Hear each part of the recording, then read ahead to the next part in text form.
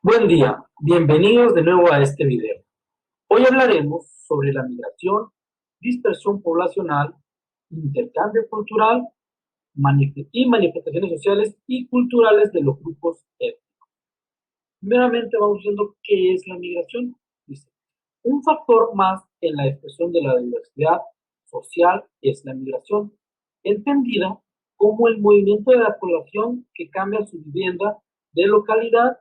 La localidad de origen es aquella donde parten los migrantes y la localidad de destino es el nuevo lugar donde establecerán su vivienda.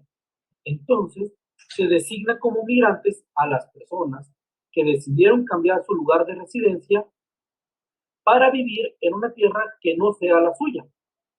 Son migrantes las personas que han decidido partir de su localidad hacia nuevas tierras. Emigran en busca de nuevas oportunidades laborales, de mejores condiciones de vida, tal como tener acceso a un buen trabajo o a servicios públicos de calidad. Hay dos tipos de migración, la interna y la externa. En México, la migración interna se relaciona con la distribución de la población en el territorio nacional, así como con las condiciones en que vive la población en cada una de las regiones del país. De acuerdo con el Consejo Nacional de Población, la población mexicana presenta centros de concentración como son las grandes urbes y varios asentamientos considerados bajo el indicador de dispersos. Ahora bien, la dispersión poblacional se entiende como un proceso inverso al de la concentración de la población, que consiste en la salida progresiva de población de los centros poblados mayores con el fin de ir ocupando áreas nuevas de terrenos generalmente agrícolas. Es un proceso cada vez más raro, debido a la escasez progresiva de áreas de escasa densidad de población y se relaciona con la marginalidad, entendida esta como la desventaja que puede tener un grupo frente a otro en términos sociales, profesionales, tecnológicos, políticos o de estatus social. También se relaciona con la pobreza extrema y con el retraso demográfico. En las grandes urbes se hace propicio el intercambio cultural entre las personas. Para esto hay que entender que los migrantes de México no solo son gente nacida en el país, también existen migrantes que han llegado de otras latitudes del planeta. El número de extranjeros viviendo en México de forma permanente era de 961.121, de acuerdo al Censo de Población del 2010. Entre ellos, la población estadounidense representa el mayor porcentaje de los extranjeros radicados en el país. Curioso, ¿verdad?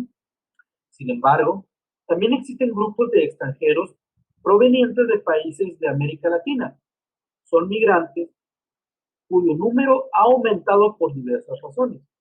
Para los centroamericanos, México significa un país de paso en dirección a Estados Unidos, pero en ocasiones se queda en el territorio nacional por la imposibilidad de acceder al país del norte.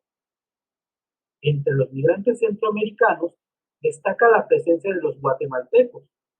Los sudamericanos aumentaron su flujo migratorio a partir de las décadas de los 60, 70 y 80, momentos en los que gran parte de estos países se encontraban bajo dictaduras y situaciones políticas económicas hostiles. Entre este tipo de migrantes predominan los argentinos y colombianos. Los europeos también tienen una gran parte importante dentro de las comunidades inmigrantes. Destaca la presencia de alemanes, españoles y franceses, quienes han llegado a México en gran parte por las oportunidades que les representa el bajo costo de la vida en nuestro país. A pesar de todo, México no es un país que reciba muchos extranjeros. Más del 99% de la población se considera nacidos en México. Mientras la migración interna disminuyó, la migración hacia el exterior del país aumentó, sobre todo en las últimas décadas del siglo anterior y las primeras del presente siglo.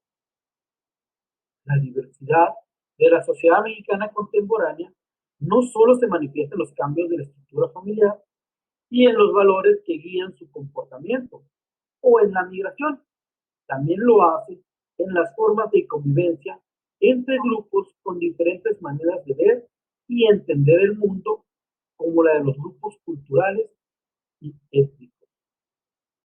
Los grupos étnicos cuya presencia y estructura poblacional ya estudiamos, se reconocen como provenientes de un mismo origen.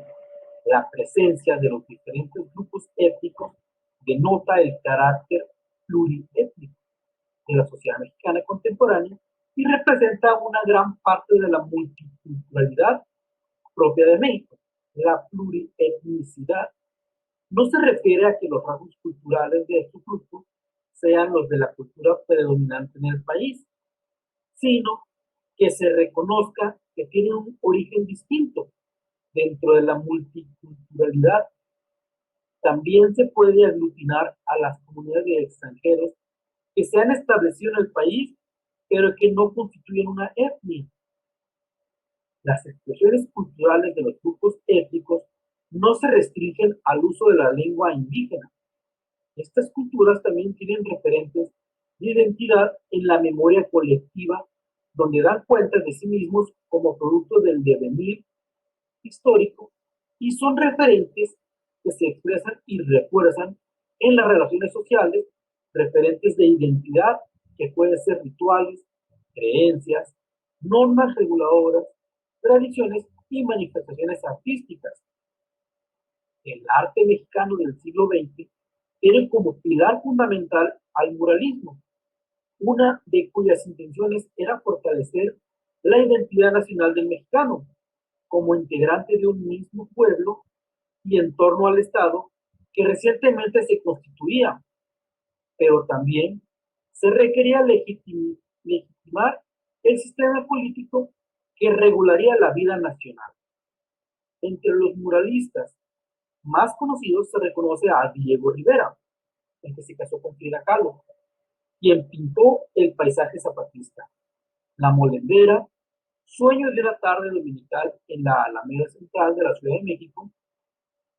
Otro que también está dentro de este grupo de muralistas conocidos es David Alfaro, cuya obra más importante son Cuauhtémoc contra el mito, La Marcha de la Humanidad y El Pueblo de la Universidad y La Universidad del Pueblo. Los murales más destacados son los del Museo Nacional de Historia, del Poliforum Siqueiros y del Palacio de Bellas Artes. Otro que también figura aquí es José Clemente Orozco, que hizo El Hombre en Llamas y Omniscencia, así como importantes murales en el Tribunal Supremo de México o en la Universidad de Guadalajara. En los años 50 apareció una corriente conocida como la mafia. No tiene nada que ver con este otro grupo conocido hoy en día como la mafia o los cárteles. A la mafia también se le conocía como la ruptura. Esta corriente se alejaba de la mirada nacionalista para integrarse en una vida cosmopolita, basada en las nuevas líneas artísticas que se comenzaban a producir en el mundo. Artistas como José Luis Cueva, Héctor Javier o Rafael Coronel buscaron a través de obras expresionistas y de una perspectiva individual plasmar ideas políticas marxistas y nacionalistas. A finales de esta década y de los primeros años de los 60, surgió el abstraccionismo informalista nacionalista. De esta corriente se rescata la obra de Lilia Carrillo, Manuel Pelquerés y otros artistas quienes utilizaban una técnica de abstracción expresionista informal. Recordar que un poco lo abstracto es salirnos del concepto y jugarlo al infinito. Igualmente, en la década de los 60, en diferentes países se dio una efervescencia de movilizaciones encabezadas primordialmente por estudiantes, como el caso de la Primavera de Praga o el Mayo francés, y el movimiento estudiantil de México del 68. tal vez, en Estados Unidos comenzaron a gestarse nuevas maneras de expresión por parte de los jóvenes. Primero fue el rock and roll como una forma de protesta pacífica que se oponía a la expresión de una sociedad tecnificada. Posteriormente los hippies que se opondrían a la guerra de Vietnam. Y aquí cabe señalar que este concierto masivo que hubo en los 60 que se llama Woodstock forma parte de ese mismo movimiento. Estas diferentes expresiones tuvieron una fuerte influencia en la vida cultural de México. La conformación de las nuevas identidades juveniles mexicanas no se daría por una asimilación ciega, sino que esta sería una adaptación de las ideas extranjeras a las circunstancias que se vivían en México. Por ejemplo, los jóvenes punks que se identificaron con las clases trabajadoras de México, los tanquetos, que se manifiestan en luto por una sociedad que se encuentra en estado de putrefacción. Esta gama de estilos juveniles también tiene repercusiones en el ámbito artístico. A estas agrupaciones se les conocería como no oficiales, pues difícilmente obtendrían algún apoyo gubernamental, pero también porque ideológicamente creen en la posición de rechazar cualquier apoyo del gobierno, debido a que las agrupaciones no oficiales se forman a partir de las visiones que fundamentan a las nuevas identidades juveniles, y estas no guardarían una misma tendencia artística ni defenderían una misma línea ideológica, pero sí tendrían en común la idea de trasladar las expresiones artísticas desde un lugar formal, como serían los museos o teatros, a espacios abiertos como la calle.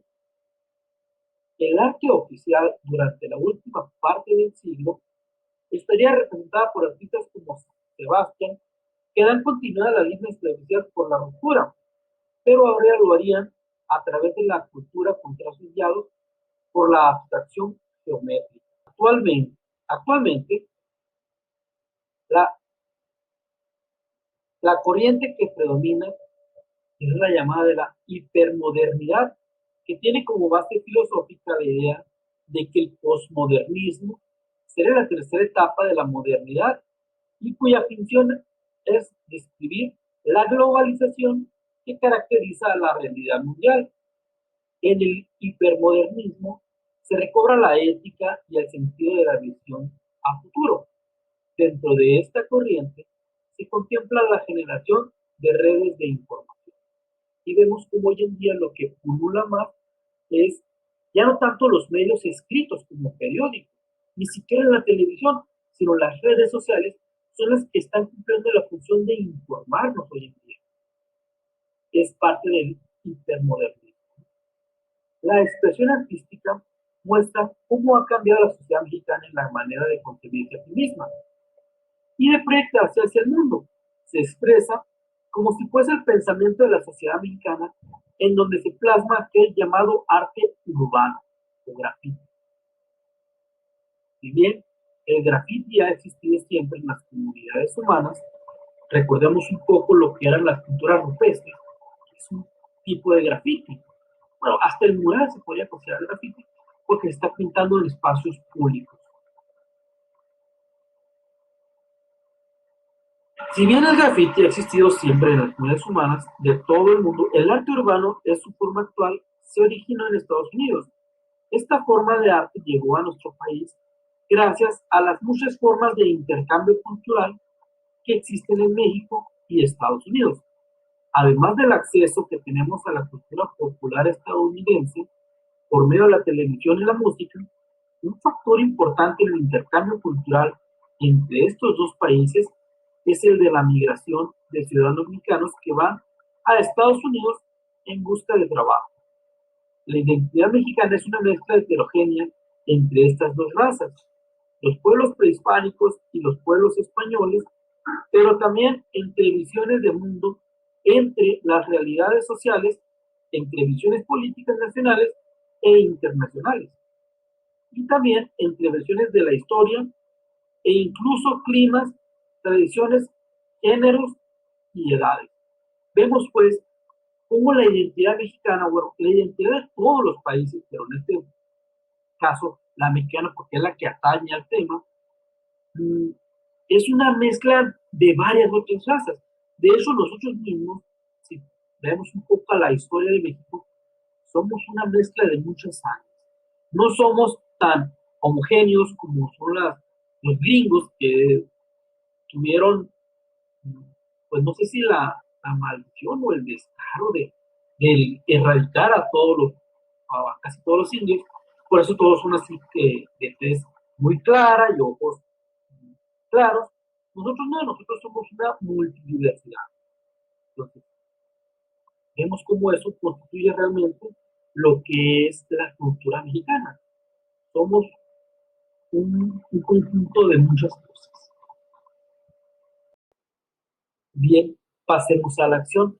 En el ejercicio de este video, es sencillo, lo único que tendrán que hacer es arrastrar la respuesta correcta de cada uno de los conceptos que se encuentran en la parte de abajo o izquierda del portal con la definición correcta de cada uno de ellos. Nuevamente, mi consejo es que se tomen con tranquilidad, vuelvan a ver el video o revisen el material, si es que poseen material alguno, y tranquilamente resuelvan todo, contesten todo, no dejen nada sin contestar. Nuevamente, porque si no lo hacen, pues no van a poder avanzar. Y no me queda más que desearles suerte y adelante.